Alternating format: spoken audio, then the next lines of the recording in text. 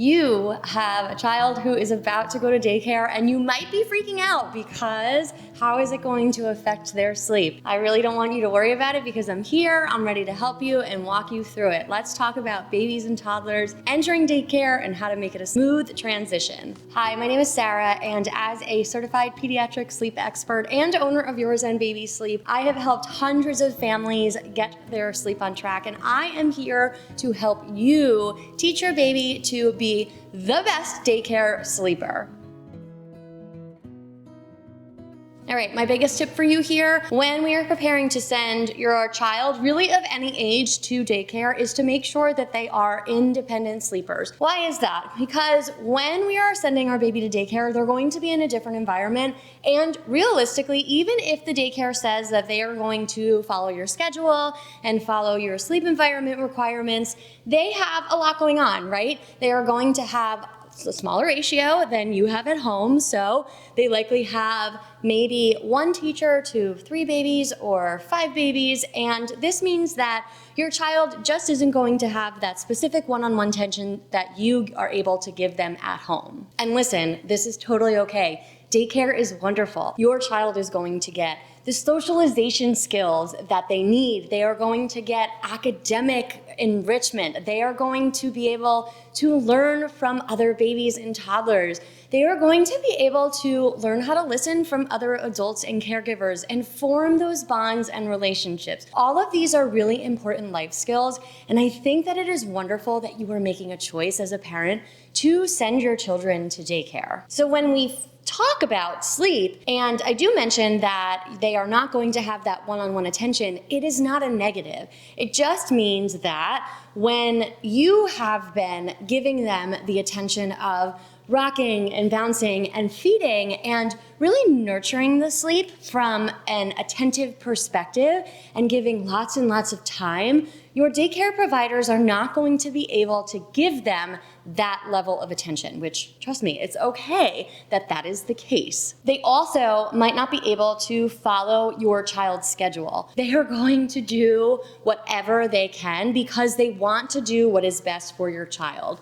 If you want them to be able to nap on a wake window schedule, they are going to try their best to do it. However, please keep in mind that there's going to be other children in the room, and they may not be able to follow the minutes to a T. If you send them in with a set nap schedule, sometimes other children have other needs and your child may be off by 15 or 30 minutes, and I want you to know that that's okay. So, in order to support the caregivers who are going to be loving on your children all day long, the best thing that you can do for your child and the best thing you can do for these caregivers is to teach your child those independent skills so that those daycare providers know that it's super easy when it is time for a nap.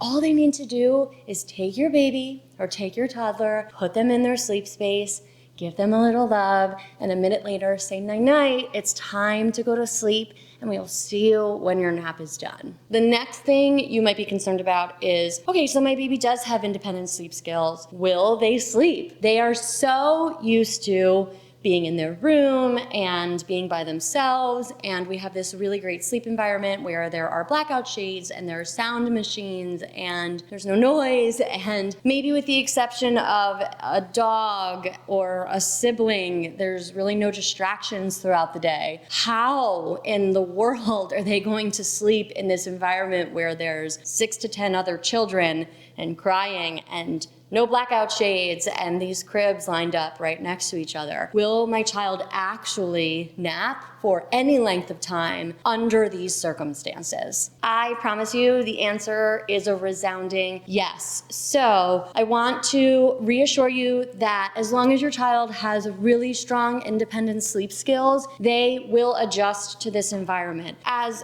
babies, they're tired. So there's going to be a little bit of an adjustment period where they're gonna be jazzed. It's gonna be like, wow, sensory overload, right? There's a lot going on. There are a lot of fun activities, and there's a lot of other babies and a lot of other caregivers, and this is really exciting. But that also can be really exhausting for them. So because their bodies are kind of going to be tanked out, and because they're likely going to be pushed a little bit beyond their normal schedule limits, they're likely going to be tired enough to just go into their cribs and take a nap. You might be a little concerned at this point about, well, what about if they're overtired? And if they are overtired, does that mean that their nap might be short? Yep. And that's part of the adjustment period. You may see that their naps are a little bit shorter than they may be at home, and trust me, their bodies will balance this out. This is all just getting used to a new sleeping environment. Just keep in mind, they're going to likely be there a big chunk of their week. Most of the time, we have our kids in daycare pretty full time, correct? So they will be spending most of their days napping there, and they will adjust. Usually for babies, the adjustment period is about a week or two, and then we will start to see that they will really begin to take at least an hour for all of their naps and really begin to adjust nicely to the napping. And then we're actually going to start talking about what it looks like for overnight, but I'm going to pin that and come to it later and talk to my toddler parents right now about the naps.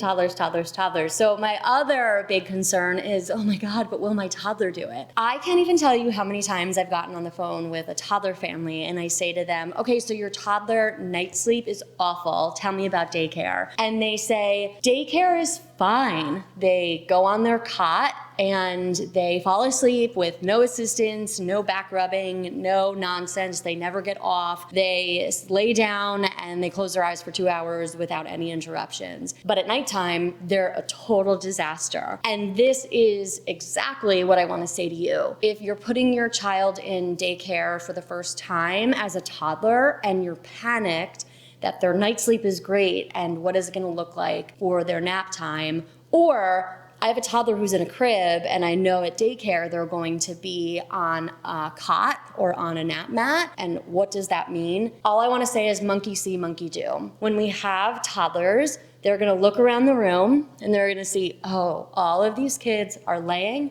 they're staying in one spot and they're not moving. And this is what I need to do. And I promise you that 99% of the time, this is what goes on. And no matter what the behavior that you see outside of that, even if your toddler is a little bit of a hot mess at night, they're going to be fine during the daytime because for some reason, they're just magical at daycare. Daycare providers are really able to help your toddler understand the rules of the classroom. Now, in general, how does daycare sleep affect your nighttime? Your kids are going to be exhausted when they come home from their days at daycare, especially if this is their first time being exposed to the daycare environment. So I want you to think about this. There is so much that they are participating in throughout the daytime, between interacting with other children, interacting with other adults, tons of activities, tons of toys, tons of different curriculum. I know that as parents, you have been striving to get them to develop and grow and do lots of activities and learn and play and do tummy time and do toddler fun and get all of the play kits. Listen, even just as a mom myself, like there is nothing that I would ever be able to do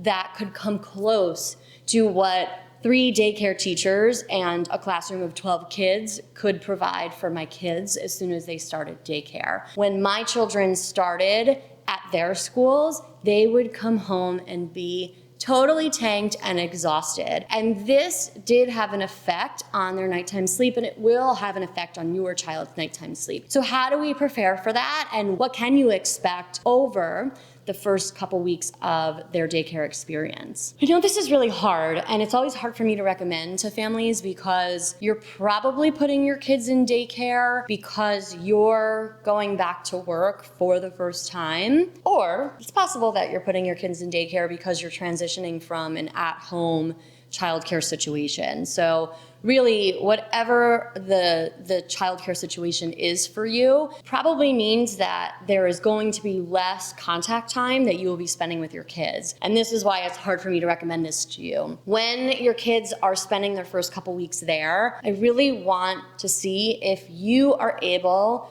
to put them to bed a little bit early, really only a half hour. And again, I know this is challenging. I've been there and I'm still there, right? My husband and I, we both work full time. I know how hard it is to do the after school grind with the pickups and the dinner and the bath and the trying to really combine everything in at the end of the day.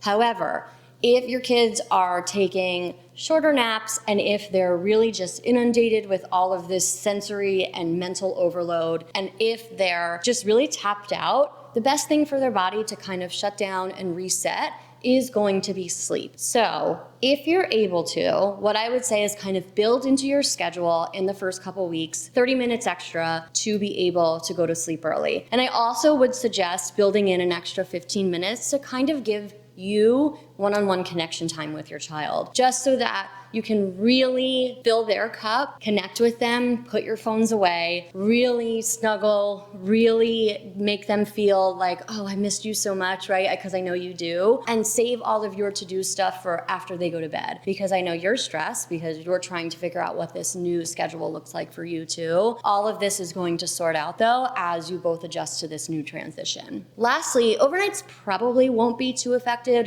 especially if your child has independent sleep skills. If you do see that they're waking up a little more frequently, I always say give them a little bit of grace. You might want to go in and see if they need just a little bit of assistance to go back to sleep, but I wouldn't advise doing this for longer than 2 or 3 days. That's my general rule of thumb for really any type of sleep transition. So make sure that you go back to your house sleep rules within 2 or 3 days, because we really want to make sure that they are getting solid chunks of sleep overnight so that we can set them up for success for naps the next day at daycare. This is my favorite part about being a sleep consultant, helping families who are really struggling with their baby or toddler's sleep. And I really would love to help you troubleshoot if you are kind of struggling with the daycare transition. So I want you to scroll down to the comments and leave a question if you have one for me about the daycare transition, if you're about to make that, if you're kind of in the thick of it. And while you're on your way, leave me a like so that I know that this content was helpful for you. And I would love if you subscribe to the channel so that you can get some more sleep content. I'm constantly